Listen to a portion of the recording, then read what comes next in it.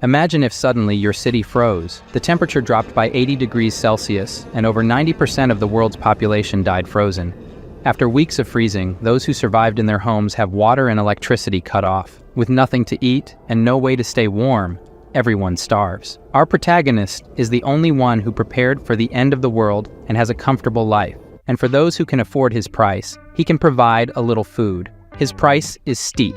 Yeah, boy. But not everything started well. The truth is, in the year 2050, a star explosion caused Earth to enter an ice age. Zhang Yi worked at a Walmart warehouse and thus managed to stockpile a lot of food. In the apocalypse, the girl he liked broke into his house with a group of neighbors and stole Al his food. She admits she tricked him into opening the door. On his deathbed, Zhang Yi swore that if he could find her in hell, he would get his revenge. For some reason, he returns 3 months back in time before everything happened. Surprised, he swears not to be a sucker for the girl anymore, to take revenge on those who deserve it, and to see his neighbors suffer, and to enjoy it as well. There are 3 months left until the extreme cold arrives. His priority is to stockpile everything he needs before the end of the world and build a safe house. As he pondered how to start his plan, a bright light passes through his eyes, and, instead of blindness, he discovers he can send things to a different dimension, like a game inventory. His idea is to accumulate here an entire supermarket of food, so he never has to worry about food and drink for years.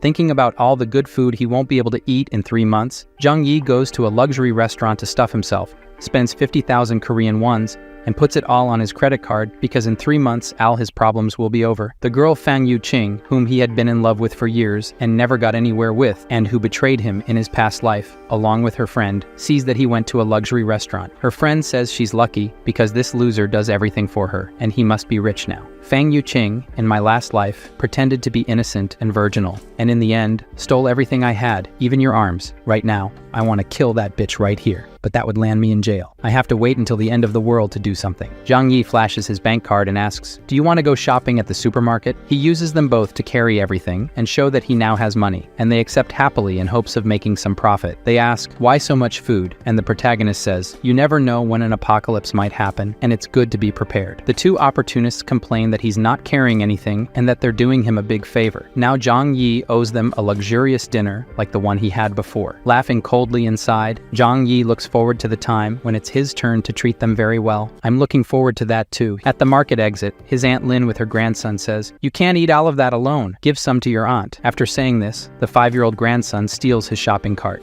Zhang Yi takes it back. "Sorry, I'll eat it all by myself." The child starts throwing a tantrum, cursing at Zhang Yi. "I'll punch your teeth out if you keep this up." The kid starts crying immediately. Aunt Lin asks what he's doing, an adult fighting with a child, and says she'll buy the chocolate. She'll transfer the money later. He shows his QR code and says not later, now his old lady, pass it over now or go to the market to buy it. He leaves, leaving Aunt Lin angry. Arriving home, Fang Yuqing winked at him, and the two told him not to forget about them. "I slammed the door in those bitches' faces." After sending the two away, Zhang Yi put Al the purchased food in storage space to see if it spoils over time. He still has a lot to do, building an impenetrable fortress with heating devices and medical supplies. It would also be great if he could get some weapons. There are 3 months left until the Ice Age. By then, he has to sell everything he has as quickly as possible and get more. The next day, looking at the storage space, he checks the freshness of the food and discovers that living creatures cannot be stored, but the food remains as fresh as when he stored it. Knowing this, Zhang Yi picked up his phone and contacted the best local restaurant, ordering 500 full meals for delivery. He explained that he would be hosting a 3-day, 3-night feast, so he needed so much food. His next step was to find his property deed and go to the bank to mortgage his apartment. Considering that after the apocalypse, money would become worthless paper, Zhang Yi decided to take out a loan with his apartment as collateral. In 3 months, he would make the payment for this loan. The manager warned that the interest rate would be a bit high, but upon hearing this, Zhang Yi rubbed his hands together, indicating that it didn't matter if the interest rates were high. He got 9 mil ion and would pay 30 mil ion in 3 months or lose his house and car. Next, he went to the best security company. A business manager approached and asked if he needed help. Zhang Yi shared his idea of building a safe house for the apocalypse. The business manager presented various plans for the protagonist to choose from, but he was not satisfied with the ones presented. He declared that the house should be reinforced with aviation materials. The balcony should use bullet-proof glass, in addition to to adding an air filtration system and a 360-degree blind spot-free monitoring system. The front door should be made of the same material as bank vault doors. Additional why, he asked the manager to find a way to obtain some weapons. The business manager was surprised by these renovations and the need for weapons. He could get everything except the weapons. Zhang Yi concluded that this would turn the house into a fortress. The final plan cost 8 mil ion, and after paying the deposit, he asked them to start the work immediately. Next, he needed to obtain some weapons for self-defense. He called the owner of a hunting club and managed to get some crossbows as weapons. As soon as he returned home, the 500 full meals he had ordered also arrived on several trucks. This caught the attention of many people in the neighborhood, as they were delivery trucks from a 5-star hotel, which would cost at least 1 mil ion or so. After some time, Zhang Yi's house was filled. Wasting no time, he put everything into storage space. Basically why, he wouldn't need to worry about food for years of his life. The next day, the security company workers came to start building the safe house. This scene attracted the attention of many neighbors, who mocked Zhang Yi, asking if he had taken the wrong medication. However, he didn't care because he believed that when the end came, they would find out who was the joke. Next, Zhang Yi went to the manager of the company where he works and bought a portion of the medicine supplies, offering double the market price to have priority to buy everything, even what was already sold to other companies. Then, he transported these things home, little by little. His recent stockpiling activities also caught the attention of Fang Yuqing, who asked if something was about to happen, mentioning that she had been thinking a lot about him recently. The protagonist didn't want to respond to Fang Yuqing's fake concern, leaving her angry. Zhang Yi, the suck-up who used to do everything she asked, suddenly started ignoring her. His best friend simply laughed at the situation. She stated that if something big was happening, the country would definitely notify everyone. All she has to do is win over the nouveau riche Zhang Yi, so they can benefit. After weeks, Zhang Yi's safe house was successfully built. The company also installed surveillance systems on every floor of the building. Zhang Yi was very pleased with the service. Now only one last batch of supplies was about to arrive. Several trucks of drinking water arrived successively. One of the delivery drivers was his Uncle Yu, who lives in his neighborhood. He seemed curious as to why his nephew ordered so many gallons of drinking water. In his past life, Uncle Yu was one of the few good people to Zhang Yi, so he whispered to his uncle, "The weather this year is going to be very cold. You should stock up on supplies to prepare as soon as possible." Hearing this, Uncle Yu didn't want to believe, but upon seeing Zhang Yi's serious face, he couldn't help but take it seriously. "Get back to work, you lazy bum." In the following weeks, Zhang Yi spent his days spending his money, stocking up more and more supplies, and training with the bow and arrow every day. With only 3 days left until the extreme cold, the weather was already abnormal. The final moment arrived. Zhang Yi, at his job, where he is the stock supervisor, made tea and invited his colleagues for a drink. After they drank, an hour later, they all passed out. After turning off the surveillance cameras, it's his time to calmly steal the resources from the Walmart warehouse: fuel, food, and equipment. He quickly empties the warehouse. One of the boxes caught his attention: cold resistance equipment that had recently been purchased by the company. They could withstand temperatures of -100 degrees.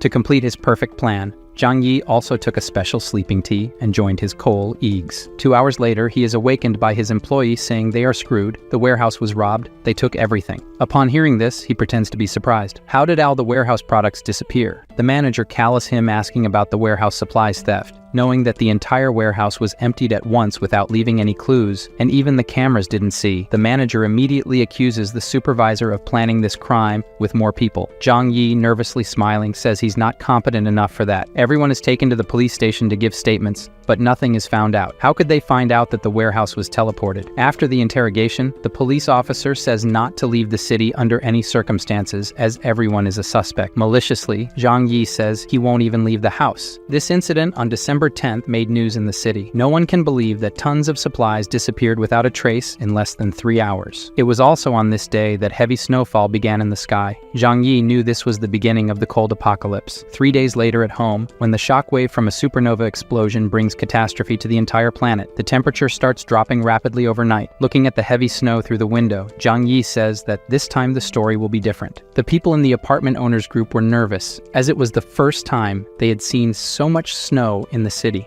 Observing everything in the building group, Zhang Yi knows that for many people, this was the first and also the last time they saw snow. In his past life, the heavy snowstorm lasted for 3 whole months and the temperature kept dropping, causing many people who had not stocked up on food beforehand to freeze to death. On the second day of freezing weather, the heavy snow at the residential area entrance had already accumulated to a height of 1 meter. Even if people turned the heater to the maximum, they still trembled from the cold inside the house. However, Zhang Yi, who had prepared several pieces of heating equipment beforehand, was comfortably warm and comfortable. After a good sleep, Zhang Yi was awakened by the noise of the phone. It was a call from the naughty Yu Qing asking if Zhang Yi knew about the temperature drop when he stocked up supplies every day in the last few months, and why he didn't even inform her, who likes him so much. Now she's freezing cold and eating instant noodles. Hearing this, Zhang Yi laughed and hung up the phone on her face. The damn girl got angry on the other side. She then shamelessly sent a text asking for food,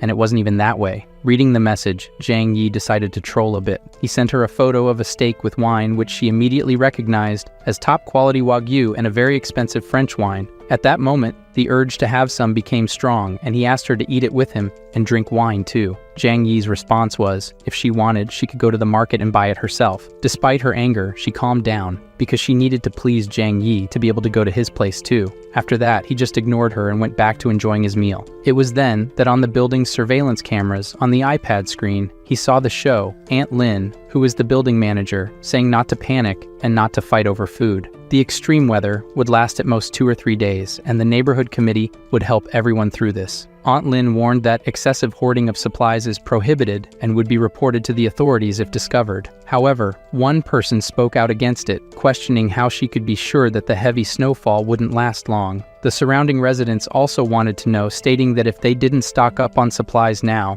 Aunt Lin would be responsible if they ran out of food. Aunt Lin then stated that the neighborhood committee would take responsibility for this issue, then pointed to Zhang Yi to divert attention just to tell him not to cause trouble. He didn't care about the threats and went back to his super safe house. A week passed and the snow outside kept falling. Aunt Lin asked the building group for Zhang Yi, who is young, to clear the snow from the building's door. He says it's useless to clear because it would be like trying to dry a river with a bucket. By refusing Aunt Lin's request to clear the snow, Zhang Yi suggested she ask the rich people in the neighborhood for help. She was furious and clearly just trying to pick a fight. Angrily, she said that on behalf of the neighborhood committee, this is an order, and whoever opposes the orders will be blamed by the neighborhood committee for the problems. Questioning why Aunt Lin didn't call the rich people in the neighborhood to do the heavy lifting, he proposed that Aunt Lin ask Chen Zheng how to clear the snow. Chen Zheng is a construction boss. He has employees for that, and Xing Song is a rich guy and can afford to pay if he doesn't want to help like everyone else. The authority of Tia Lin in the group was shattered, and upon reading the messages, Lin, cursing, decided to call both members of the group to clean the snow together, tagging them in the chat. Upon seeing the message, Chen Zheng immediately got angry with Tia Lin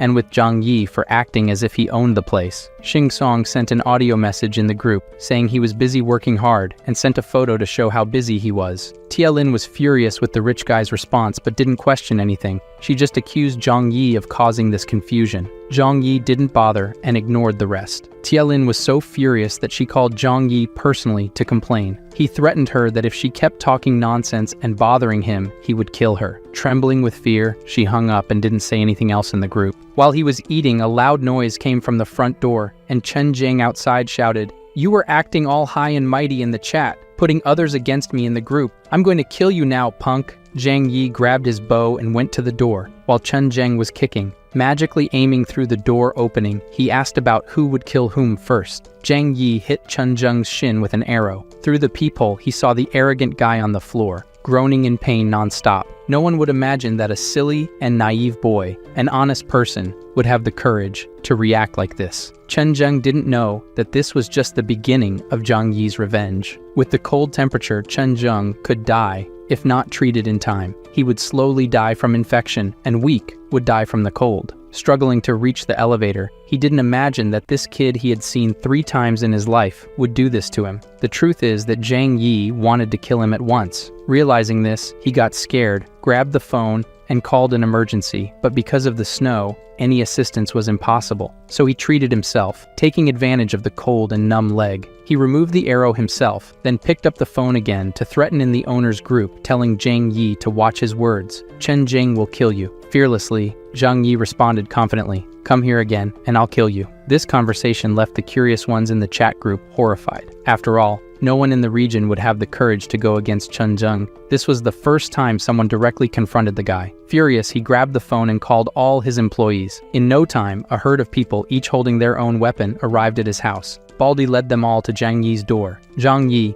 you offended our big bro. "Today is the day of your death." Attacking the door that was supposed to be made of wood, his sword broke, and he flew, spinning away. Scared, Baldy said that this door is made of pure metal. How many enemies does this kid have? His house is more protected than a bank. Watching the security cameras, Zhang Yi said they seemed weak and must be hungry. The group of people, angrier and angrier. Zhang Yi had the idea of grabbing a water hose and turning it on from the kitchen tap. The workers outside saw the door opening passage, not understanding anything because it wasn't an arrow, so there was no danger. The hose sprayed cold water on all of them. A bunch of them fell to the frozen ground. Only a few managed to escape. This scene left Zhang Yi quite satisfied. In this freezing cold, cold water is more dangerous than weapons. In Chen Jing's house, 3 of them who escaped huddled together, trembling with cold. He angrily asked, "What happened? An entire group couldn't catch a boy." The 3 explained that Zhang Yi was very clever. He put a burglar-proof steel door in the apartment. He sprayed cold water on all of us through a hole in the door. Chen Jing said he can't hide there forever. Put some men to guard his door day and night. When he needs to leave the house, get him and bring him. At the building's entrance, Uncle Yu led some people to clear the snow at the residential area's entrance, planning to dig a path to the supermarket to restock food. But they realized that, as Zhang Yi said, they couldn't dig as fast as the snow fell. After a while, they gave up and prepared to return. Watching this, Zhang Yi said that human power can't beat one of this size. Even though the television is reassuring all citizens that the country is winning the snow disaster, Zhang Yi is the only one who knows that 95% of the global population froze to death in this snow disaster. His lifelong passion sends a message asking if he's okay. If she didn't know the truth, she could be here with him in luxury. Zhang Yi says he's fine. She says she's out of food and reminds him that he bought a lot of stuff. "Give me some, and later I'll invite you to dinner here." Slyly, Zhang Yi sends a photo of a lobster and says it's already being served for dinner. Seeing this, she gets annoyed, thinking that's why he's single. His chances with her are over now. Her best friend takes the opportunity to send a message too, saying, "You made Fang Yuqin sad now." Seeing this message, Zhang Yi says that this little drama is weak. The best friend gives up, saying that the snow won't last long. Why can't he help his lovely neighbors? He might even win Fang Yuqin over. That would be great for him.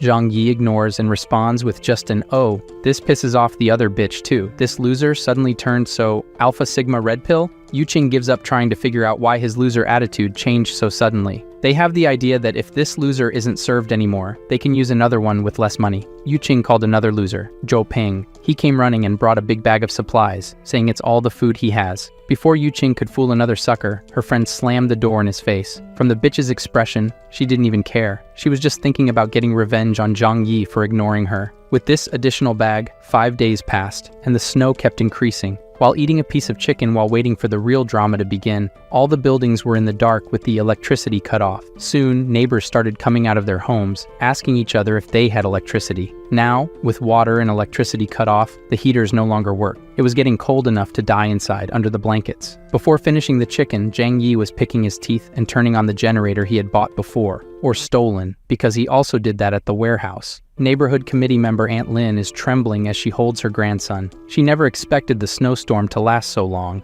A message arrives in the group that only she has. Someone saying that this is a global snowstorm that occurs once every 100,000 years. We could be on the brink of a mass extinction event. Several important cities in the country have already been affected. Everyone must stock up on more supplies. Reading this, Aunt Lin was shocked. She never imagined the snow disaster would be so severe. Then she thought of a plan. She needs to make all residents give up their food before they receive this news. Aunt Lin posts a message in the owners group saying not to worry. This disaster is temporary. Workers are currently repairing the water and power interruptions. The authorities have issued an order. Because of these extraordinary circumstances, the neighborhood committee will manage all property owners. Those who do not cooperate will be arrested and interrogated by the police. Seeing this message, everyone becomes dissatisfied, especially Chen Zheng. But even if he is influential, if it's a police order, he has to obey. Meanwhile, Tialin continues in the group chat. Due to the seriousness of the snowstorm, the neighborhood committee has decided to collect all supplies from each owner and distribute them equally to everyone to help overcome this crisis. Upon seeing this message, Zhang Yi remembers that she did the same thing in her past life and stole food from all the residents. Tialin's mistake was sending a message privately to Zhang Yi saying, "My nephew, you work in the warehouse. I saw you last time buying 3 truckloads of stuff. You must have stocked up a lot of food. It's your turn to do your part." Zhang Yi, angry, immediately replies with an audio message. "You armed bitch. Liar, guys." He says he ate too much and ran out of supplies at home. When she collects from the building, come share some with me. Hearing this audio made the old lady almost have a heart attack from anger. How could he have ruined everything so quickly? But realizing that she and her grandson are in dire straits and depend on Zhang Yi, the lady calms down and responds kindly. This is an order from the organization. You have to obey. After the snow passes, I will report your good deeds to the organization. If Zhang Yi hadn't died the last time in his life, he would have believed her. So he responds, picking his teeth, Aunt, I'm not lying. I have nothing to eat at home, and I'm hungry. How about you send me some instant noodles, please? Upon hearing this, Tia Lin couldn't hold back and replied to Zhang Yi, refusing to surrender your supplies is the same as going against the organization. I will definitely report you all. Zhang Yi dismissed her and said she was nothing. This made Tia Lin so nervous that she slammed her phone against the wall, furious with Zhang Yi just like her. After not getting any advantage, Tia Lin focused on the other owners. If she could deceive some of them, it would be enough. 2 days later, with Tia Lin lying, several owners sent their supplies to the old lady's house. Seeing this situation, Zhang Yi thought that everyone was stupid, believing in someone in this post-apocalyptic world. After so long, the whole world must be in chaos. Not enough food. People could only wait to starve to death or hunt for food. Many owners began tagging Tia Lin in the chat, asking about the supplies that were supposed to be distributed equally. Many of us have no food at home. I want food, or I'll eat you, Tia Lin. The crooked trustee responded to the demands, mocking, You idiots. These supplies were obtained through my hard work. Why should I give them away? At that moment, her phone rang and, seeing that it was Chen Zheng, she began to sweat cold. What do you want with an old lady? Chen Zheng said coldly. Tia Lin, you really tricked and took everyone's supplies to your house. She pretended to be innocent, saying it was the arrangement of the community committee and that she was just doing her duty. Chen Zheng then said that this is perfect. 10 of them are waiting for her to distribute the supplies. Hearing this, Tia Lin tried to argue, saying, these supplies have not been sorted yet. Some owners have not yet handed in their supplies, so we cannot start distributing them yet. So, alright, Chen Zheng, along with his starving companions, stormed her house. There is no more law in this chaos, and he smacks the old lady in the face. Today, he will be the justice. Meanwhile, Zhang Yi watched everything on the surveillance cameras, calmly eating a sausage. He also had the idea to record the action at Tia Lin's house and share it in the building group chat. Seeing that they were going to take all the food and leave nothing behind, she tried to stop Chen Zheng. Some of the supplies here are the ones I personally stocked. Without these supplies, how will she and her grandson survive? Chen Zheng said, fuck it, and kicked the old lady. The grandson, in shock, grabbed a bread knife to defend his grandmother, and he stabbed a guy's dick. After feeling the pain, the worker kicked the boy in the chest, while others laughed at him. Chen Zheng didn't show concern for this, and even said that this is what she deserves for deceiving us. We are just delivering justice. Through the residents group, watching everything, they also applauded and enjoyed it. You old liar, that's how you deal with scammers. They thanked Chen Zheng. Seeing these messages, Zhang Yi said that these idiots don't understand the real problem. Today, Chen Zheng invaded old lady Lin's house. Tomorrow, he may invade yours. But since all of this doesn't represent a risk for Zhang Yi, he says he doesn't care. His steel door will never fall to these guys. After a while, Tia Lin was asking for help in the residents group. Does anyone have hemostatic drugs, wound medicine, and antibiotics? My grandson was shot by Chen Zheng. Dr. Xiaohu urgently needs these medicines for the grandson's surgery. Upon hearing this, Zhang Yi's eyes widened. Dr. Xiaohu was a kind doctor in his past life. Here we see why his eyes are turned in different directions. Tia Lin made an appeal for medicine, promising gratitude to anyone willing to provide it. But all she received was a lull from the residents. No one wanted to believe or help. Zhang Yi, seeing this, just thought it must be karma. Outside, the snowstorm lasted for over a week, paralyzing practically everything with snow, covering the entire ground floor. Even if the boy was saved by the doctor, would he live without food? Many people have heard from the news that this was a global snowstorm that occurs once every 100,000 years. The whole world was almost buried in the snowstorm. In some northern cities, the temperature dropped to less than 100 degrees C. Many residents who tried to evacuate to the south ended up freezing to death on the way. In the residents group, Tia Lin started asking for help again. My dear grandson has been hungry for 2 days. He's just a child. Are you going to sit there and watch him die? She was willing to pay for the supplies. Seeing this, the residents started selling packs of instant noodles for $2,000, and then they helped her grandson. Zhang Yi, as always, watching everything, found it amusing. People don't understand the apocalypse in front of them. Soon, they will have to eat money. As a rich person and knowledgeable about things, Xingzong started buying food from everyone who sold it for a lot of money. He knew very well that you can't eat money in this apocalyptic world. A single mother made an appeal for help in the group as well. Her daughter was about to starve to death, and she hoped everyone could help her. Zhang Yi says that this woman in his past life, with her daughter, survived for a long time, so it's all good. It had been 10 days since the freezing. Zhang Yi, as always, was at home, enjoying the comfort. At this moment, the phone rang. Seeing who it was, he chuckled. He opened the video call and said they seemed thinner. So are they eating well? The sight of the chicken made both of them drool instantly, and they asked why he still has so much food at home. And with this cold, why is he sweating? Mockingly, he says he has a fireplace at home. It's very warm, and he jokes that he's even thinking of going for a run outside to get some fresh air. Yu Qing, drooling over Zhang Yi, saying he's amazing,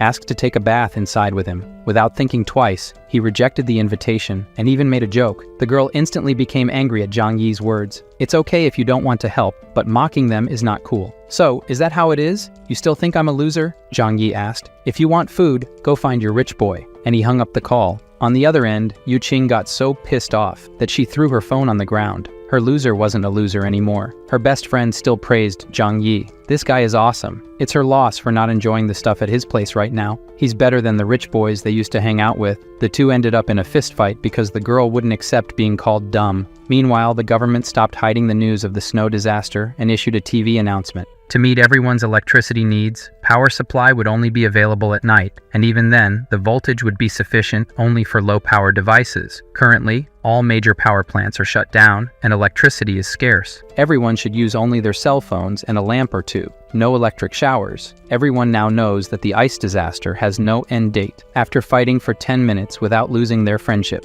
Yu Qing and her friend decided to be more direct. Yu Qing picked up the phone and called the loser, Zhou Peng, telling a story about how Zhang Yi wanted to tarnish his purity just because he had food. Zhou Peng, pissed off upon hearing this, said Zhang Yi was a scumbag and needed to be taken down. Seeing that Zhou Peng was furious, Yu Qing went further and misled the loser into going to rob Zhang Yi's house now. In no time, the three of them were at his door, each with a kitchen knife hidden, knocking. Watching everything through the cameras, Zhang Yi saw the ultimate loser and knew none of them had any idea about the cameras. They knocked and asked to exchange the medicine they had for food. Angry at their attempt to trick him, Zhang Yi decided to be aggressive. Grabbing the hose to spray water on them and end the problems, he changed his mind when he saw the accumulated trash can. His idea was obvious, but magically, I don't know how, he with the hose sprayed sewage on the three, leaving everything full of garbage and saying that's the food they deserve, they can eat. Zhou Peng, furious, struck the door but didn't scratch it. His hand was hurt. Laughing it off, Zhang Yi said through the speaker that the door is made of steel and they can't open it. After a while, Zhang Yi gave up on them and went to sleep.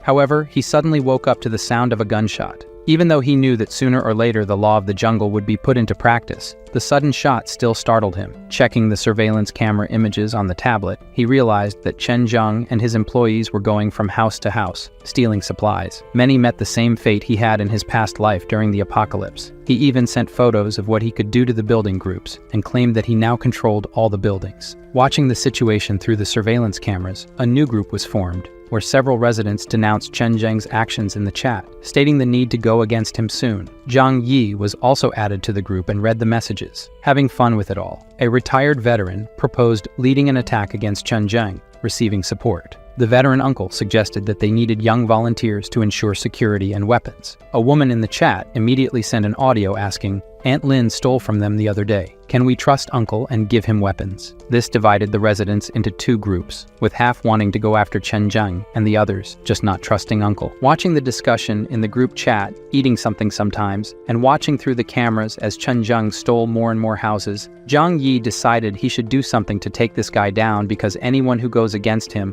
will just end up taking a bullet to the head. That's not fair to everyone. The next morning, a resident who opposed helping the veteran go after Chen Zheng called for help in the residents group. Her door was being forced open, and she would be next. It didn't take long before she was dragged out, and what had to happen happened. Yu Qing and her friends, nervous, realized they needed a plan to be the next ones to be broken into. The girl's idea was to spread the news that Zhang Yi had a stockpile of supplies and gather everyone to join forces to take over his house. They added him to the new group so he would know, but Zhang Yi didn't care and said it's okay. They argued that he should join forces with the four to protect themselves from Chen Zhang. Zhang Yi's response was simply to leave the group. This change in Zhang Yi's attitude left Yu Qing and the others astounded. How could this loser from just 3 months ago now be so firm? They began discussing how to break into Zhang Yi's house and steal his fortress. The smart glasses guy says to open the door. His friend here knows how to pick locks. They decided to try to break the lock and placed umbrellas so they wouldn't get showered with water or garbage again. Zhang Yi, watching through the surveillance cameras, activated the high-voltage defense feature. The clever lockpicker had just admitted that this lock couldn't be opened. The kid practically exploded in shock and died. Seeing this, Zhang Yi felt no remorse for killing these guys. The smart guy with glasses pointed to the door, cursed Zhang Yi as a damn monster, and told him to get out now. Hearing this, he just laughed, grabbed his crossbow, and aiming through the door, hit the left arm of the smart guy's man squarely. The other two went to help the injured and were also hit, the loser and another crazy guy. Yu Qing and the others fled and returned home from where they came. The three hit by arrows were lying on the ground, groaning in pain. One of the girls slapped the slut Yu Qing's face and said it was all her fault. She didn't mention that he had crossbows at home, his crossbow. She argues that she didn't know. Last time, he just sprayed water and garbage. Zhou Peng, the loser as always, defends the slut. Besides, the smart guy remembers that the most important thing is to take care of the wounds. They called, and Dr. Zhou Kier came to check the wounds of the injured people. Surprised, she explained that, with the wounds so deep and without professional equipment, they have less than 20%. Furthermore, the iron arrow was rusty, and without antibiotics, it's certain death. The girl, who is a relative of one of the dumb kids, cries at the news and says that Zhang Yi is very cruel and did it on purpose. Until now, Dr. Kuti doesn't know who this is. Zhou Kier leaves the warning. Get medicine soon. If they remove the arrows now, it's over for them. The smart guy with glasses, at this point, must have gone crazy and said Zhang Yi must get the medicine for them. Yu Qing, thinking for once in her life, remembers that Zhang Yi suddenly changed a lot and started stocking up a lot of stuff at home. She tells the others that Zhang Yi does have medicine because she saw him stocking it before. Furthermore, no one here harmed him. They just wanted to rob his house. But since they failed, and only they got hurt, it's his fault. From the corner, there Zhou Kier, listening to everything, just thinks she doesn't know this guy, but they deserve to die anyway. The other girl blames Yu Qing for everything, and forces the slut to figure out how to convince Zhang Yi to give medicine to everyone. This time, even the loser agreed. Without the medicine, he would die too.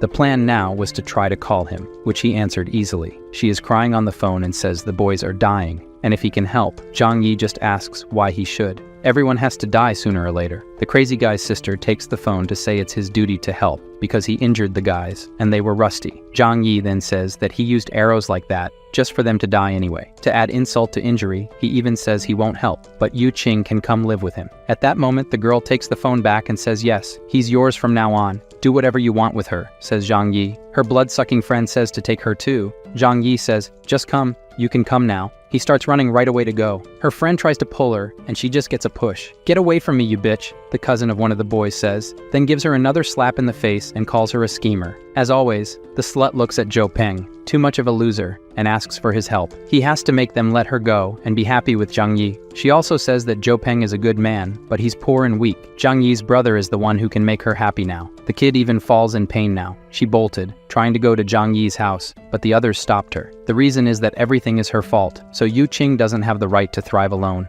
Dr. Zhou Kier reminds them again that without medicine, it's certain death and leaves. One of the injured kids, the smarty there, says they should go ahead with the plan to spread the word that Zhang Yi has plenty of food. The smart one says that when Chen Zhang and the others take Zhang Yi's house, they can get medicine. Yu Qing is against doing this to Zhang Yi's brother. The other girl makes it clear that if she opens her mouth, she'll lose her teeth now. Zhou Peng is against hitting the bitch, but says to her that this plan is the only choice. They posted in the building group the photos and videos that Zhang Yi sent. He really has a lot of food. Seeing the message, Chen Zhang drools and says, "That's perfect. I can get revenge for the leg." In the residence group, people asked Zhang Yi to distribute his supplies to everyone. Others asked for just one meal. Aunt Lin asked for food, and another mother in the group asked him to be her son's godfather. Seeing these requests, Zhang Yi sends an audio message to the group. I'm eating those listening. He really said he wouldn't feed animals and wouldn't help anyone anyway. Ignoring them all, Zhang Yi looks at the snow falling outside the window and thinks, staying home every day is boring. It would be nice to use the snowmobile store to take a ride around.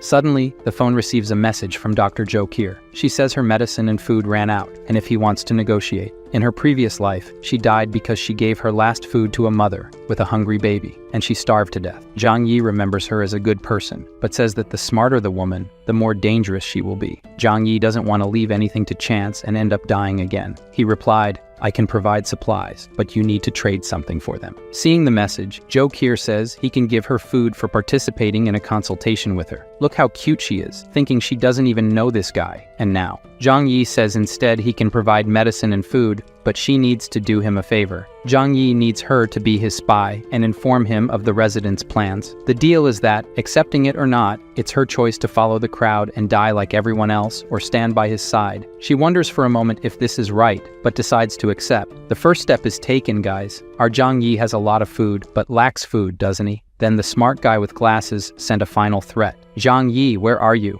Last chance, are you going to deliver the supplies or not? Seeing the message, Zhang Yi trolls in the group, saying that his food just ran out. The wounded smart guy threatens him, and soon, Chen Zheng makes a group without Zhang Yi, planning to join together to steal everything he has. Jo Kier and Uncle Yu are in the group and decide to warn Zhang Yi about it. With that, Zhang Yi is sure that Dr. Jo Kier was cooperating with him. Zhang Yi tells her that he has plans to defend himself, just don't be with the herd. It was 2:30 in the morning when a group of armed people marched home, shouting that they had to kill the selfish one. They hammered the door with all their might. Seeing this through the security cameras, Zhang Yi turned on the high-voltage device. Those who were close were electrocuted and died. What a pity. The others were scared and wanted to flee. However, as soon as they turned around, they were blocked by Chen Zheng and his gang. He ordered them to continue breaking the door, or they would die. To motivate the residents, the smart one with glasses said that now they have to kill Zhang Yi to avenge the neighbors he just killed. Besides, inside there's a fireplace and plenty of food. Encouraged, the residents grabbed a wooden log and continued trying to break down the door. Zhang Yi, after some time drinking wine, decides to help them. He took out his sound system, played action music, and said that this was to motivate them. Listening to the music and with more anger, 20 minutes later, the door was only scratched, and the guys were fainting from hunger and exhaustion. The residents, who didn't even know the door was made of steel, were puzzled. One of them goes there to inspect with a magnifying glass and says it's the same material as bank vaults. A door like this, not even a tank could knock down. Zhang Yi, on the other side of the door with his crossbow ready, only aimed well at the throat. The guy was agonizing there, and the other neighbors ran, shouting that he had weapons. Somehow, Zhang Yi hit the people who weren't even facing his door. The technology mysteries that, behind the door, Zhang Yi felt no guilt for it, just self-defense. The smarty with glasses who survived after calming down says he has a plan. The door is steel and thick, but the wall is still made of cement bricks. The neighbors seemed to understand and started hammering the wall next to the door. Cracks began to appear in the wall, and then a metallic sound with an impact occurred. The guy with glasses lost fear of the arrows on the side of the door and went to check. The walls are also lined with steel. Everyone was shocked. Why on earth would someone put steel in the walls? Someone who knew this situation was going to happen, they tried to break several other places in the walls, and every corner had metal. They went to the apartment above and below his, and as expected, there was metal everywhere. This miserable man has an impenetrable fortress. Without tools, it was impossible to drill through the walls. The neighbors realized that Zhang Yi must have known about the apocalypse to have built such a complex fortress. Everyone was in despair, saying that Zhang Yi was selfish and only thought of himself. Two residents looked at each other hungrily, and for a second, thought about eating each other. But it passed. One of the neighbors says he remembers that his apartment's balcony is made of glass. This idea made everyone excited again. Using wooden planks from the neighboring apartment to his, Zhang Yi sat calmly while everyone together gathered on the balcony. Unfortunately for them, the glass was bulletproof, and they couldn't even scratch it. To help them warm up because it's very cold outside, Zhang Yi took a Molotov cocktail and threw it into a hole in the wall, which soon fell from the ceiling on their heads. In the element's view, it was 1 second of terror, and then many of pain, catching fire completely. In agony, he jumped from the balcony. The fire spread, and everyone else was also protected against the cold, while Zhang Yi watched everything. The others tried to go back to the apartment next door. However, the others didn't let them, for fear of burning themselves too. They fell off the planks, and any of those who didn't fall took the opportunity to warm up a little. After a while, the repentant resident returned to his balcony in front of the glass, begging for food. As in his past life, they ate. He doesn't even feel sorry for them. Hess shows them warm pasta to see them drooling. He even puts it on a table right in front of them. Zhang Yi then told them that for whoever brings Chen Zheng's head will receive food for a week. Hearing this, everyone looked eagerly at Chen Zheng in the neighboring apartment. Even those who were behind him heard Zhang Yi's words. Killing Chen Zheng means food and drink for a week. Chen Zheng even locked the door with everyone's gaze, but before he could get closer, his men and the gun in his hand stopped him. At this point, Zhang Yi put the reward notice in the owner's group. Anyone who could kill Chen Zheng would receive a week of food. The next morning, the skinny ones were waiting to ambush their food. Even if he had a pistol, they could surprise him. Chen Zheng and his loyal followers were attacked from behind, but the result was that both were lying on the ground. The boss ordered them to be stored as food, and one of his men saw that the boss was wounded in the back in this attack. Chen Zheng called Zhou Qi to come treat his wound. Soon she was doing the dressing and said it wasn't for free. Chen Zheng says she can eat with them. Seeing what the soup everyone was about to eat was made of, she says she prefers to starve to death. Chen Zheng at least says that she would be the last person to become food in this building. Ignoring this nonsense, she tried to leave. However, Chen Zheng said that only after he was healed could she leave. She sat in the corner of the room while the men resumed discussing their plans to get Zhang Yi. Man, look at how far human beings go in extreme situations. If Chen Zheng hadn't been injured and still needed her, I bet he would force more things, you know? She, after hearing the plans, said she was going to the bathroom, but she was actually there to tell Zhang Yi what she heard. Later, Chen Zheng's men went to the neighboring apartment to get food and steal. They let them in and didn't imagine the food was for them. With a blow to the head of the couple, they killed them, but to make sure, they hit more. Chen Zheng tells our doctor that he can't have predators around his house, as they might try to hunt him down. Zhou Qi is starting to see how things are. In the house where the friends of the slutty Yuqing are, they had to remove the arrows without any medicine. Everyone has serious infections. Maybe the cold is taking away some of the pain. Zhou Peng asks his cousin to try to convince Zhang Yi one more time, but she says it's useless. There's no way. Days go by, and Zhang Yi only eats and sees Chen Zheng afraid of being ambushed again. As he eats more and more, Zhang Yi calls Zhou Qi to ask about her situation. She says Chen Zheng went crazy. Everyone's food ran out. They're invading houses every day to kill everyone and search for food, besides keeping the dead for later. She hasn't eaten anything for days and asks if he can save her. He thinks for a moment that she's very useful for being a competent doctor. In the post-apocalyptic world, doctors are treasures. So, Zhang Yi says she can come to his house after doing one last thing. A while later, Zhou Peng goes to pound his door, desperate. He says his love, Yuqing, is starving. He went to Zhang Yi's door, asking for food for the girl who used and rejected him. Zhang Yi also says that tetanus is already advanced in him. Medicines won't work anymore. As he walks back home, he remembers he never even held Slutty's hand. So instead of waiting for death, he ran to Yuqing's room,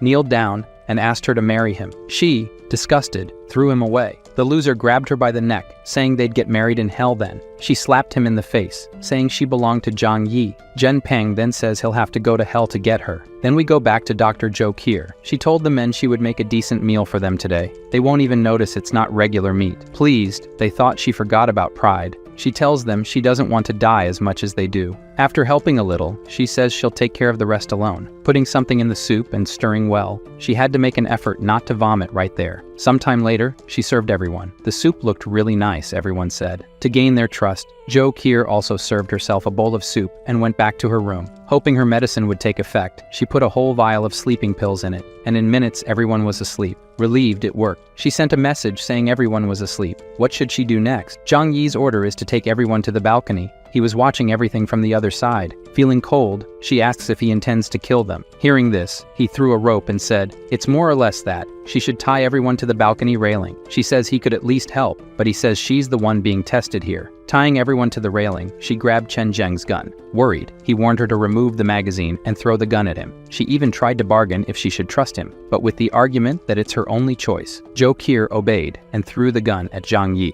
After receiving the gun, he examined it, confirming it was the same one Chen Zheng used. Then he went back to the room, grabbed a water hose, and from there, he threw water onto the balcony, without even warning Zhou Qi. She entered the apartment while the water was falling, and in a short time, Chen Zheng and everyone else woke up screaming. Looking at their hands and feet tied together, he realized he had been drugged. All he could do was curse Zhang Yi a few times. After a few sprays of water, Chen Zheng turned into a popsicle. Dr. Joe Kier, too weak even to stand up, calls and says it's all done. After a few minutes, our beautiful doctor was at Zhang Yi's door, observing through the cameras. Even though everything has gone well so far, he wanted to make sure there were no risks. She should open the heavy door and enter while he pointed the gun. She finally entered and fell to the floor. Just the warmth inside the apartment was good enough. Approaching from behind, Zhang Yi says it's not over yet. He has to make sure they're not hiding anything from each other. He has to be sure of that, and she knows how to do it. Blushing, she knows what she has to do. Joe Kier takes off everything and remains only in her underwear. Now that he can see she's not hiding anything, Zhang Yi says it's perfect now, leading her to the room where she must take a shower and change her dirty clothes. When he heard the sound of the shower, he took all the items from the medical kit and confiscated them. It was always better to be cautious. A pleasant time later, Joe Kier, dressed in pajamas, came out of the bathroom, a sight that moved Zhang Yi. He asked her to sit down and dry her hair. He says he let her go because she's valuable to him. If she doesn't obey the rules, he won't show any mercy. Her room will be that one. From now on, you'll live there. Without my permission, you're not allowed to wander. She was aware of the consequences. Zhang Yi says that in this chaotic world, the best thing she did was join him. To reinforce the trust between them, Zhang Yi decides to reveal his secret and ensure Joe Kier's loyalty. In this house, she can see that there is no food. The reason he is so prepared for everything is that he has a power nobody knows about. He took bread from the dimensional storeroom in front of her. If she betrays or kills him, she will no longer have food and will starve to death. Seeing this, he understood how Zhang Yi was living so comfortably. She ate and even cried with emotion, almost choking with such haste. Now that she is clean, without hunger or thirst, Joe Kier will be responsible for all household chores. Before she could accept, the scoundrel interrupted, asking what else she could offer. Being an intelligent person, she knew what he wanted.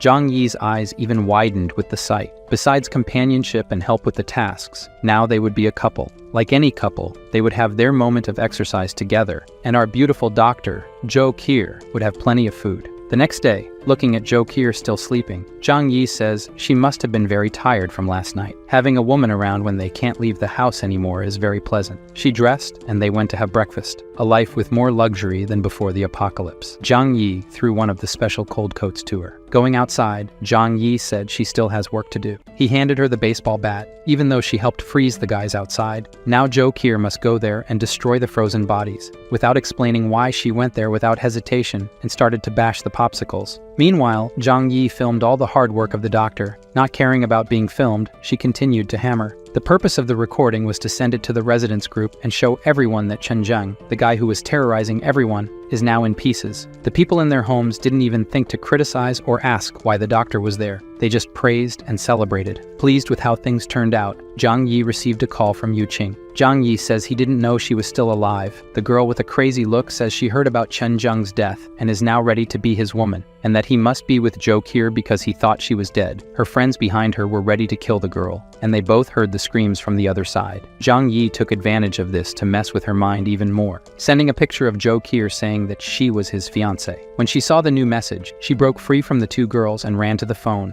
just to see Zhang Yi and his girlfriend. The girl went insane, saying that she loves Zhang Yi more than anyone. However, Zhang Yi threw it in her face that she doesn't matter, and who he loves is the one with him now, and hung up. The poor girl's friends didn't even want to hit Yu Qing anymore. Their anger was at the girl going to live with Zhang Yi and them getting screwed, but now they're screwed together. Satisfied with how much she suffered, Zhang Yi asks his little girlfriend if he was too cruel. She says that whether he was or not doesn't matter. He has his reasons. She also heard of him for the first time when she went to help the two girls, and how they seemed crazy. If Zhang Yi did what he did, it's right. A person in the building in front decided he couldn't take it anymore and decided to fulfill his dream of jumping from the building, but that didn't even impress the two. Shortly after Zhang Yi's phone rang, on the line was his uncle Yu, happy. Zhang Yi says it's great to know he's okay. He survived everything thanks to the supplies he saved from Zhang Yi's warning. Furthermore, now he is with Shi Lemei, the single mother from before. Her son is sick, and they need medicine. Of all the people, Uncle Yu was the only person Zhang Yi would help, so he told him to come get the medicine later. After telling Joe Kier about his uncle and having his juice, someone was knocking on the door. Checking the security cameras, he saw it was his uncle and Zi Limei. That's all they had.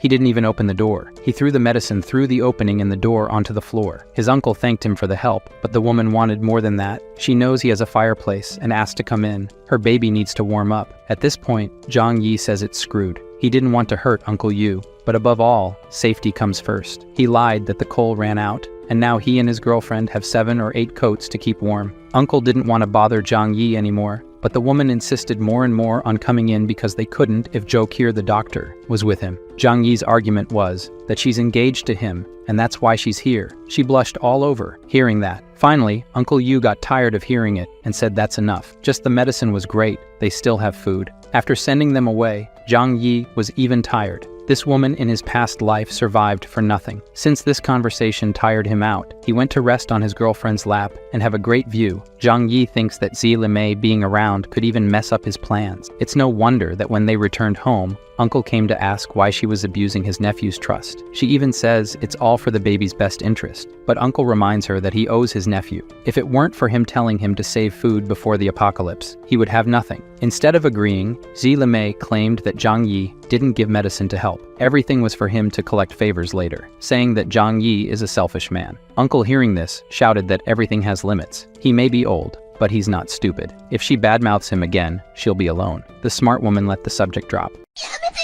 The following morning, people from another building dug a tunnel under the snow to Zhang Yi's building. Everyone they encountered was seen as enemies, and the first unlucky one received a single shot and flipped over. They were aware of the sturdy door and brought dynamite to open it. One of them lit it, ran, and the damage from the explosion was done. The absurd noise of this explosion woke Zhang Yi up, and he quickly went to check what was happening. Through the cameras, he saw construction workers who lived nearby. They came to check, certain that the explosion would destroy the door, but nothing happened. Angry at this attempt to take what he had, Zhang Yi retaliated maliciously. A grenade simply solved their cold problem. After warming them all up, Zhang Yi used his Glock and put several to sleep. His bullets were running out because his ballistic supplies were few, and this confirmed to him that people from other buildings must know about his stockpile and are coming after it too. These explosions and shots left our lovely doctor frightened. After all, there's only one place in the world where it's normal to hear these noises every day. Embarrassed, she disguised it and went to do her job. Now it was clear to Zhang Yi that he should take action. In the residence group, everyone was asking about the noise from before. Zhang Yi, smart as always, said it was residents from another building who tried to blow up his house and were soon going to rob the others, but he kicked them out of the building and some from this life. Everyone thanked Zhang Yi for this. He called his uncle to get more information. This group that came now is from building 26 and is led by someone named Wang Tianfang. The uncle's information is that he did the same thing Chen Zheng did in this building, overturned the residents, took control of the place, and also stole food. Zhang Yi made it clear to his uncle that he overturned many, so they will come back for revenge and try something, so they must unite the neighboring residents and defend themselves. Then, speaking only with Jokir, Zhang Yi said that the neighbors, if given the chance, will stab him in the back. She must take on the mission of gathering information about the other buildings groups together with Uncle Yu. Only 2 days passed, and now she was dressed as a maid and reporting everything her intelligence service found out. Stop looking in the wrong place and pay attention. Jokir explains that the strongest groups dominating the neighborhood are the group from building 26 that came here 2 days ago, and another group from building 21. Still, a group from 2 other buildings must have strength, but they haven't done anything yet. With just this, Zhang Yi deduced that the residents of the other buildings have already turned on each other instead of uniting and are no longer a threat. Grateful for the good work, he tells her to continue collecting information, and for some reason, she blushes, perhaps thinking something else would happen. The same group from building 26 returned to the building, and this time they started overturning people from the other apartments in the building and left the message that until Zhang Yi leaves, all the building's residents will die. Soon, this news spread and disrupted our couple's exercise. The building's residents were demanding that Zhang Yi take action. Seeing this, that anger returned. He sent texts and audio messages saying that everyone's life means nothing to him, and they must defend themselves alone. Shortly after, Zhang Yi called his uncle, saying that now it's his turn to shine. In the building group, he said that the gang from building 26 is only 20 people. If they join forces, they can fight against them. Speaking, everyone agreed that they had to do it. He also said in the chat that he hasn't been eating well for days. The only one who is young, strong, and well-fed is Zhang Yi. He is the only one with the strength to lead everyone. With this, Zhang Yi sent a message in the chat that he can help everyone face the rival building as long as everyone follows his orders. Everyone said they accept following orders that don't endanger their lives. Calm in his home, eating better than us. Zhang Yi says they'll have to take the risks. Yes. Otherwise, they should just wait for the group from building 26 to come and kill everyone. With Uncle Yu on one side encouraging them to agree to follow Zhang Yi, they accepted to obey. To motivate the hungry, he mentioned that there are vehicles that can travel outside in the snow. If they confront the group from building 26, he can fetch food for them. All the neighbors agreed to obey everything, even the most dangerous things, hoping not to be killed by the neighbors, and mainly to gain food. Now everyone agrees to put Zhang Yi as the leader of the building. nothing. Now that everyone sees him as a savior, Zhang Yi will make his first exploration outside. With his special cold vests and clothes, he won't have any problems. When Jo Kier was about to say she would go with him, Zhang Yi said no. She should never leave the apartment, and he trusts her 100% to stay here without him. But as soon as he leaves, the scoundrel snaps his fingers and makes all the supplies in the apartment disappear. He descends to the 4th floor of the building, and through a window there, he manages to jump outside. So, the snow is already 4 stories high. Anyone who tries to walk here, ignoring the cold, would sink into the snow somewhere and perish. Fortunately, he had stored a snowmobile in his dimensional space. Someone in one of the buildings saw the scene. I don't know if they saw him pulling a snowmobile out of nowhere or just saw him riding it. Sometime later, he reached where he wanted to go, the Tianhui City Police Station. Breaking the glass, he entered without difficulty. His goal is to get more weapons and ammunition. Deeper into the police station, he found the officers on duty, without warm clothes or heaters. The first night of freezing was the last for them. Zhang Yi shows his respect for the officers and says they were once the heroes who protected the city. As he covers the bodies, he finds the keys to the place. With them, he can open everything here, even the weapons room. Upon entering the place, it's heaven for many people. There are all kinds of weapons and ammunition to choose from. He just put everything into his dimensional loot space. Zhang Yi says that now he needs to get food for his cannon fodder. He returns to his snowmobile and walks to where the shopping mall should be. Digging into the ground, he found the ceiling of the place. Breaking the glass and walking through the place, he stole everything that could be useful. In the supermarket, all the fruits were frozen solid by the cold, as were the meats, but this would serve those who don't even have land to eat. He threw into the bags what could be salvaged and returned to his snowmobile. Upon returning to his building, the leader of Building 26, watching him manage to go out and get food, was green with envy and eager to steal that snowmobile. Furthermore, all the residents of the building who heard the noise of the snowmobile also saw it. Uncle Yu saw that his nephew managed to return with more food. He was delighted. Zhang Yi made it clear to everyone that it was extremely difficult to go outside in such cold weather and find food buried in the snow. Uncle Yu shouted, calling Zhang Yi a hero. With this spoiled food and the gun in hand, he ordered that everyone who chooses to take food must be ready to obey his orders. The residents of Building 26, as expected, came after, saying to hand over the food or their lives. His first order was that right now, they will steal their food, go there, and eliminate them. Everyone who makes a kill will receive food for 5 days. Just hearing that they could get 5 days worth of food, everyone went crazy and attacked the gang member from Building 26. They couldn't understand how the weak and fearful people suddenly went so crazy. They were overwhelmed. Zhang Yi and his fiancée watched everyone defeat the enemies and celebrate their victory. Some who survived fled back to Building 26. And the wounded on our side, Jo Kier knew she could save them, but she knew she would need to spend medicines and food just out of kindness. She also gave up because she knew Zhang Yi wouldn't allow it. I ask here now, do you think Zhang Yi is a villain or just an anti-hero, or, I don't know, just does what it takes to survive? Because from now on, he starts to use all people in a very cunning way. He gathers everyone and congratulates them. Those who were MVP and had the most kills received their bonuses. This was premeditated to encourage everyone to strive for him. One by one, they obeyed the guy with a gun in hand and owner of the food. No one had happiness on their faces. But when it was the turn of someone Zhang Yi saw slacking off, he scorned and kicked a candy to him. He complained that this wasn't fair because he would only receive that. Zhang Yi questioned if he had the courage to complain still. The guy did nothing and just stayed behind, shouting and attacking. Those who received less food and were sad are now happy to know that there are worse off people. Trying to argue, Shu Hao said there were many people fighting and he couldn't find a way to join the fight. Zhang Yi made it clear he didn't care. Only results matter. Angrily, Shu Hao insisted that Zhang Yi was treating him specially. So Zhang Yi gave the order and 2 neighbors held the discontented guy. He just shouted, asking what happens to those who disobey the boss's orders. After making it clears what happens to those who complain, the guy taken as an example had the candy in his hand. Zhang Yi stepped on it, grabbed the candy and the poor guy's hair, and made it clear that work equals food. No work equals no food. He ordered Jo Kier to store the rest of the supplies, since everyone had taken their shares. In the middle of the crowd, he heard a familiar voice. Fang Yu Qing and her bloodsucker friend were dragging themselves underneath. They said they hadn't gotten their food yet, and if big brother Zhang Yi hadn't forgotten about them, Zhang Yi, humble as always, said he hadn't forgotten about them. Jo Kier stored the food, because there wasn't enough for the 2 of them. Fang Yu Qing, crying, asked why he didn't like her anymore after all these years. With a slap, he told her to get away. He never liked her, and is now engaged to the wonderful Jo Kier. One of the women said that she was a gold-digging slut. Zhang Yi agreed, saying she always deceived rich boys to take their money. The guy, who had just been humiliated, said she had used him many times before. Then the other men said that if they had known she was selling herself before the apocalypse, they would have taken advantage too. After being humiliated, humiliated so much, she fled. For some reason, two men grabbed the bloodsucker friend and dragged her somewhere else. By their expression and covering her mouth, I imagine they went to feed her. For her, Xu Hao, for telling about Fang Yuqing, received something better to eat and now swore he would do better for the master. After the show, Zhang Yi began to organize the building's fortification. In the building, there are 47 people in total. Now, excluding Zhang Yi, Zhou Qi, Uncle Yu, and his wife, Shi Li Mei, the people form 6 groups of 7 people each and take turns guarding the building's stairs 24 hours a day. When enemies arrive, they should shout, make noise, and alert everyone. Uncle Yu, being a former army veteran, will organize all the groups. Back in the comfort of home, Zhang Yi was studying something, and Zhou Qi asked, if it starts to snow now, what will happen? As he took his weapons out of the dimensional loot storage, he said, they're in winter. They'll be stuck for at least a month until the snow melts. Besides, in the apocalypse, the biggest danger isn't the weather, but people. Now, with this weapon, he has a chance to fight enemies without leaving home. He noticed through the scope of the weapon that some people were heading to the garage of his building. They're definitely going after the snowmobile that Zhang Yi pretends to leave there, but actually puts in the loot storage. Uncle Yu called Zhang Yi saying the defense team was properly organized and asking not to take seriously what Xi Limei said last time they went to get medicine. She's a chatterbox after all. Zhang Yi said he didn't care, but asked if Uncle wanted to raise someone else's child. In difficult times, strong men are very valuable, and he could get any woman he wanted. But realizing Uncle's discomfort,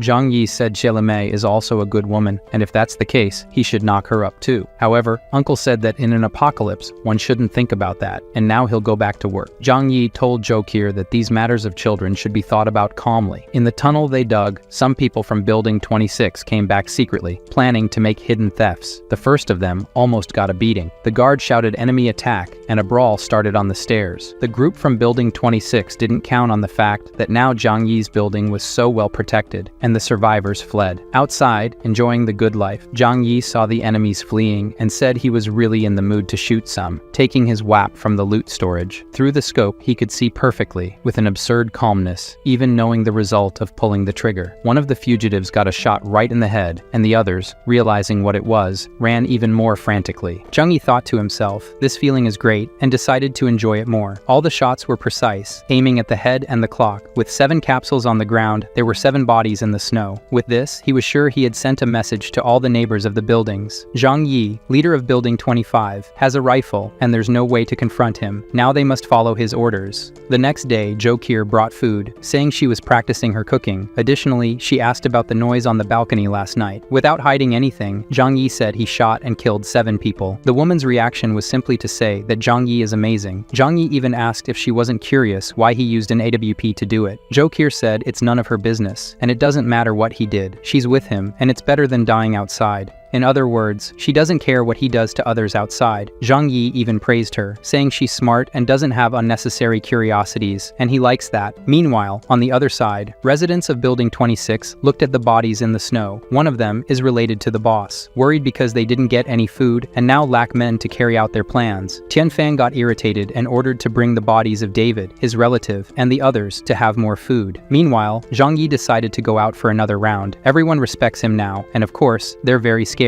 With headphones on and Uncle Yu on the line, Zhang Yi is now sure the building is safe. Meanwhile, the leader of Building 26 could only stew in bitterness. If he could get that motorcycle, he could go out to get cigarettes and food. Those who went before to look for the motorcycle didn't find it in the parking lot and were shot. Zhang Yi rode the motorcycle until he reached where he wanted to go, the district of machines and imported cars. The warehouses were so large that they hadn't been covered by snow yet. Breaking the roof, he descended with a rope and put everything in his infinite loot storage warehouse. Now these luxury cars have no value, but at some point, they might. The next step was to go to a gas station. He needs it for his generators and machines, including his snowmobile. Unfortunately, for him, the station was completely buried in snow. It was impossible to dig 10 meters. Frustrated that his plans didn't work out for the first time, he threw himself into the snow and thought about how good it would be to have gasoline for all his stored machines. It was thinking about that he remembered he also had a giant excavator stored. With the little fuel he has, he can dig and dig in the snow. It didn't take take long until he managed to clear a path to the gas station. Inside the place are the warehouse tanks of the station. Luckily, the fuel isn't frozen. All he needed to do was seal the tanks and store them intact in his loot storage space. For a moment, he realizes that with this and his excavator, he can dig and retrieve everything buried, and no one will be able to stop him. Meanwhile, in the building, a neighbor's child had a high fever. Jokir went to attend to the child, but couldn't do much because Zhang Yi always keeps the medicines. Uncle Yu brought leftover medicine from his girlfriend Zila Mei's son. He comforted the mother that everything will be fine. The child's fever decreased. However, Jokir reminded the mother to keep an eye on his condition. They had barely stepped away when they heard a scream. Aunt Lin attacked the baby, and in the impulse to protect her son, the mother intervened and got shot. Jokir managed to grab the baby for a few seconds. Aunt Lin went crazy, saying that because they didn't help her grandson, he didn't survive, so no one has the right to have children here anymore. The lovely Jokir, determined to save the child, ran with him through the stairs. Aunt Lin managed to grab the doctor's leg. Like the mother, she protected the child with her body. Aunt Lin was determined to kill everything in her path. Uncle Yu kicked Aunt Lin and threw her down the stairs. He arrived just in time to save the boss's wife. He wouldn't forgive himself for failing to keep everything safe in his absence. Aunt Lin was furious with all of them. Uncle Yu made it clear that Zhang Yi eliminated Chen Zheng, and that's why everyone is safe. Additionally, Jokir recounted that after Chen Zheng was gone, she begged Zhang Yi to give medicine to her grandson. However, when she went to deliver it, she found out that Aunt Lin herself had killed her grandson to eat him, leaving the old woman screaming in denial. The men who came with Uncle Yu said that she must pay for her evil deeds, and they can help. According to them, fat burns well, and it's been a long time since they had a good bonfire.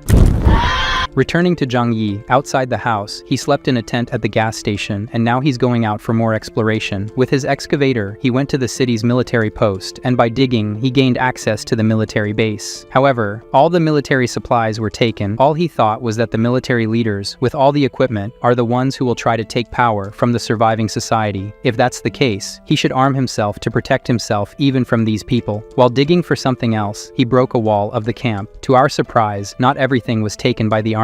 An absurd amount of weapons and ammunition in this place went straight to his loot storage. After so long away, he returned home on his snowmobile, and this time without bringing back food. The neighbors noticed he was without food and immediately started complaining. Zhang Yi countered that even for a whole day this time, he couldn't find anything. But if they want, they can go back to having to go outside to find their food and not follow him anymore, and he calls them ungrateful. Zhang Yi realized that by not bringing back food for one day, they felt unfairly treated because his work of defending the building wasn't being paid off. Even though he said the discussion was over, some of the residents approached, suggesting that he could take some of them next time to search, and that way, he could rest more. Not only Zhang Yi, but we didn't even notice this strange guy with a hand hidden behind his back. Zhang Yi made a hand gesture, and the next moment, the rebel took a hit to the head and fell to the ground. The others who were with him apologized, but Zhang Yi made it clear that there is no forgiveness. He shot everyone, and at least 4 of them went to sleep. The rest fled through the window. The noise caught the attention of Uncle Yu and Jokir, who ran there worriedly. He simply said that they were traitors, and he responded with mercy. Uncle Yu simply said they were so comfortable they forgot their place. Zhang Yi then went home, as if what happened now didn't matter at all. Zhang Yi stayed there, thinking that this mercy he mentioned is just to warn others. With no one questioning what happened, they go home while Zhang Yi thinks his cannon fodder is running out. In the comfortable home, Zhang Yi asked Jokir if anything had happened while he was away. She recounted that Aunt Lin had gone crazy due to her grandson's death and attacked a mother, but that was already resolved. Additionally, someone from another building called Chen Lingyu wanted to discuss something with Zhang Yi, but she didn't say the specific details, just that she wanted to cooperate with him. Not knowing what this person could offer, Zhang Yi didn't care. He has everything he needs, and those people outside can only wait to die of cold and hunger. Curious if he was just going to ignore the woman's request, he asked for his information, and what Jokir knows about this person is that Chen Lingyu owned a cosmetics company and now completely controls Building 9. The only surprise to Zhang Yi for this is how a woman had the power to take control of an entire building. Out of curiosity, Jokir says he should talk to this woman, so he already had messages from her and the leader of another building on his phone. He went straight to Chenling to ask what she wanted. She wanted to speak by voice, and Zhang Yi immediately said he didn't have the patience to speak. It will be by text. On the other end of the line, Chenling only thought that this person who took down Building 26 has a snowmobile and a rifle is tough. She says they heard about him and know he has a snowmobile. He asks what they have to offer. Basically, there's 76 workers who can use his snowmobile snowmobile to search for food too. In summary, she wants the snowmobile and for him to provide food for them beforehand, so they have the strength to search more with his snowmobile, and he should know that soon all the people in the neighborhood could turn against him, so it's smart to have allies. Discontented now, he asked what happens if he refuses. He had never seen beggars ask for food with threats. Chen Ling was calm and made it clear that currently, Zhang Yi is a target for all the neighboring buildings. It's only a matter of time before everyone unites to attack them all together if he doesn't cooperate. In this situation, he asked for time to think about it, hanging up the phone as he looked at the other buildings. He knew his home was impenetrable, but if everyone united, they could bring down his building in an extreme situation. While he was thinking of a way out, another person was calling him on the phone now. This time it was Li Jian, who also asked to cooperate. His building 18 had been pacified, and everyone cooperated with each other, distributing resources among themselves, and his focus is on maintaining people's humanity. He is willing to help building 25 to enter into conflict with the others, and any service he has, in exchange for just a few supplies. Zhang Yi asked Jokir what things are like in building 18. Her information is that she indicated that Li Jian unified all the residents of the building after the apocalypse, but his resources for so many people wouldn't last long. He replied that he needed to think too. Soon he saw that several other people had messaged him. Zhang Yi went to Jokir to show that he might have to kill them all. At this moment, the doctor's mind was that she made the right choice in joining Zhang Yi. This time he asked his girlfriend for advice. But the strange thing is that at the same time, he put the Jubilee on the line and asked what was better, to cooperate or to destroy them all. Then she couldn't even answer properly because she couldn't concentrate. You know what I mean. Sometime later, he asked her to cut a bulletproof vest for him to put on his legs. His plan now was as follows. In the group of residents of his building, he told them that the neighbors threatened him to hand over the snowmobile, or they will attack the building. If he does that, everyone in the building will have to go look for their own food from now on. Soon, everyone turned against and ready to follow Zhang Yi to go against the other buildings. It didn't take long for Zhang Yi to be placed in a new group, with only the leaders of the neighboring buildings. There, they made it clear that if Zhang Yi refuses to follow all the terms, they will become public enemies of all the buildings. They made all the demands, letting everything happen as they wanted. He had the brilliant idea, decided to cooperate, and set up a meeting with all the leaders. His idea was to eliminate all the leaders. The rest of the residents, without leaders, won't be able to organize against him. With a meeting place set, he went down, arranged with his followers from the building, and to encourage everyone, he gave them quality food, saying they need to be strong and energized to defend their home. One of them asked if they could hope for peace. Zhang Yi says not only that, but if everything goes well, there won't be any more food problems for anyone here. Motivated, everyone is now idolizing their savior and willing to do anything for him. Exiting through the tunnel and not through the windows, Zhang Yi and all the residents went to the designated place. Even from afar, he noticed something strange. There were so many people here, so he ordered Uncle Yu and the rest of the residents to come too, and he will stay behind hidden with his rifle. At the negotiation field, Uncle Yu and the residents stood in front of all the leaders of the neighboring buildings and their groups. One of ours said they didn't seem to want to negotiate. The other completes saying, they seem more like they want to destroy them. With so many of them attacking each other, they wouldn't stand a chance. However, Uncle Yu stated that their goal is to make Zhang Yi cooperate. Attacking us wouldn't help with that. The building owners of 26, 5, 21, 9, and 18 were confident Zhang Yi might be intimidating, but against so many people, he doesn't have the power to face them all. One of them says he doesn't see Zhang Yi, so he must be scared after seeing our numbers. The situation is totally in their favor. Tianfeng shouts for him to show up soon for negotiation. Uncle Yu warns that the leader will only meet with the leaders, so they should come this way. Chen Ling and the others disagree, and ask if they aren't afraid of death. Realizing how things were going, Zhang Yi called Uncle Yu, warning them to stay away from the other groups. Uncle Yu, clever as always, told them to wait a moment and had his group retreat. With this distance, Zhang Yi whistled to get everyone's attention. In the open field, nobody knew exactly where Zhang Yi was, nor where the grenade he threw into the midst of the other building groups came from. Behind the leaders, a massive explosion occurred, resulting in a hole where everyone nearby was obliterated. Uncle Yu put the phone on speaker behind the leaders and asked if they had any questions for him. Wang Cheng, in shock, asked why so much violence. Zhang Yi questioned over the phone why more than 1,000 people for a negotiation. Already heading back into his building, he said there were 5 minutes left until the appointed time. If they didn't agree to come talk to him at building 25, it was over. Chen Ling spoke for everyone that they would accept it. Already in one of the apartments, Zhang Yi was content. With just one blast, more than 20 people were gone. This will convince him, and now he only has 20 of them left. Sometime later, all the leaders rushed up the stairs of the building to reach the designated place. As there are no elevators, they are all tired. He only asked if everyone was there, confirming that they were. The meeting began. The residents in the room calmly laid out their conditions as before, of how he should cooperate. Unsatisfied with this, he drew his Glock and placed it on the table. Instantly, everyone was shocked, so Zhang Yi said it was just bothering him on his waist. Continue. None of them wanted to ignore this, and said said that if they flip, the others will join forces against him. Thus Zhang Yi took the lead in the discussion. First point, he doesn't agree with their demands. Providing food for so many people is impossible for him. The most he can give is 10 meals per day for each building. How they use them is up to them. Chen Ling was indignant. This is too little. Only in her building, there are 76 people. Zhang Yi then made it clear. It's either this or war. With no way out, Tianfang took the lead, saying that Chen Ling doesn't represent everyone. They want to accept, but it won't convince everyone to cooperate if they're left without food. Zhang Yi cocked his Glock, asking if this is really too little for them. Li Jiam, the most peaceful of all, took the lead, saying he wants to talk. It's always better than a shot to the head. At this point, Zhang Yi put his foot on the table, saying that food isn't infinite. Even if they search, they'll eventually run out. He pulled a bunch of seeds out of his pocket and threw them on the table. His point is, they should start planting food to be able to make their own food. Tianfang quickly questioned, what sense does it make to try to plant in the ice? Using his Glock, he pointed out, there's land under the snow, water won't be lacking. His condition is that all buildings must put their men to dig and plant every day, and in return, he will give 10 meals to each building. Moreover, he can provide medicines, drinks, and cigarettes. Upon hearing cigarettes, the two smokers forgot everything and said they accept everything if they can take a drag. Zhang Yi took out a closed wallet from his magic pocket and gave it to them to try. While they smoke, he stands aside, asking if they agree. Every day they can get a box of cigarettes. Li Jiam wanted to say something, but the smokers stepped in front and said they accept everything he said. They just need to be able to smoke every day. The rest of the three leaders are yet to respond, intimidated by the person with the Glock in hand and who has already convinced two of the leaders. One of the leaders pressured the others to accept. The two are already on his side and now want to please him, as much as the others want to discuss better. The two don't give an opening. Meanwhile, Zhang Yi goes to the window and notices that the residents of the buildings are starting to move. His reaction then is to move his Glock to the leaders and ask, what's this? Wang Qian, who was already bought, affirmed that all the leaders are here. There's no reason for anyone to attack them. Li Jian then says that if they are attacking, it's on their own accord. Zhang Yi shouts for the others to come in. Everyone here in the room is trapped here. Meanwhile, Zhang Yi takes out his rifle, and somehow no one saw his magic happen. With his scope, he identifies who's leading the others into rebellion. With a perfect shot, the leaders were knocked out, one after the other. Zhang Yi knocked down everyone who was taking the lead. The leaders sitting in the room were terrified to hear what was happening. A few minutes later, and Zhang Yi was calm, saying the situation was resolved. Asking if everyone is okay with the negotiation, soon the two smokers said yes. The rest who didn't want to accept were forced to accept. The last was the honest Li Jin. Now that everyone agrees, tomorrow afternoon they will start. Leaving the room, he patted Li Qian's things and asked him to do a good job. Meanwhile, he will keep an eye on them. Leaving the building, all the leaders seemed nervous, so the residents were curious about what happened. Zhang Yi tells them how he controlled the situation, but had to make a deal to provide about 300 meals for them every day. Not content with this, because why should he give so much food? Zhang Yi uses this. According to him, if it weren't for this, they should fight against over 1,000 neighboring motors, which would certainly lead to many deaths here, and he could not accept that, so he resigned to so much food for their well-being. Now all the residents of Building 25 cried with so much emotion. Zhang Yi is the only one who could lead and take care of everyone so well. Everyone left, only Uncle Yu stayed there. The old man, embarrassed, says that things didn't happen as he imagined they would. Zhang Yi took Uncle to a more private place, and there told the truth. The plan was to eliminate the leaders of all the apartments at once, but only the 5 most influential leaders were sent, so the plan was postponed. If the 5 leaders had been knocked out, the others would take their place and be more motivated to destroy Building 25. Uncle Yu now, yes, understood why there wasn't so much destruction. Now it's because there will be later. He understood and was impressed at how his nephew is so good at calculating things. Now it's a matter of time. The other residents will weaken as the days go by working. 300 meals alone will make them destroy themselves from within, not fight for the little food they will receive. Zhang Yi made it clear to Uncle not to tell anyone about this. Returning to his luxury home, his wife was doing yoga. What a difficult life they have. After so much work, Jokir wanted to know how the negotiations went. His response was that in the next few days, all he has to do is this. He threw her on the bed and said she shouldn't leave the house for the next few days. Be prepared. After a hot night, the next day it was very cold outside, but still everyone was put to digging as promised. Their mission is to reach the ground 10 meters below the snow to plant. He just passed by to make sure everything was being done, then went far away to get his snowmobile. The other 2 leaders said they searched and couldn't find his snowmobile anywhere. Where could he hide it? Zhang Yi's goal today was to find a veterinary clinic. There he knew he could find the poison they use to euthanize animals that are beyond saving, he said. With this amount he has here, he could knock out 300 people since they won't be able to find treatment. He knows that when the time is right, he will use it. Returning home, he made sure to gather plenty of supplies for his building beforehand. Everyone was impressed at how much he got this time. With a phone call, he notified the other buildings to come pick up their share of the deal. The leaders sent 3 3 people from each building for this, perhaps out of fear of being ambushed. Little by little, the 30 neighboring buildings picked up their first day of meals, and everyone was happy to start seeing food. As he left, he heard the workers saying they were tired from today's hard work, but it was worth it. So without a plan, things are going well. Returning to his comfortable home, his abode was always tidy, and he had everything he needed there, even a hot shower every day. Meanwhile, in the other buildings, Wang Qian saw his subordinate arrive, and the first thing he checked was if there were cigarettes. Everyone behind him quickly expressed that they were suffocating and would die if they didn't get a smoke. Soon, everyone was relaxed, and only then did they think about food. He allowed everyone to start eating, but he didn't calm down until he was sure the food wasn't poisoned. His group was confident they had food, but the other workers in the building were waiting for their share, which never came. That night, the protagonist left his bath peacefully and heard the neighborhood arguments over food distribution while he and his wife were stuffing themselves. The next day, everyone was digging, and as the protagonist prepared for his daily round, he left a warning to be courteous due to the food shortages, causing disputes.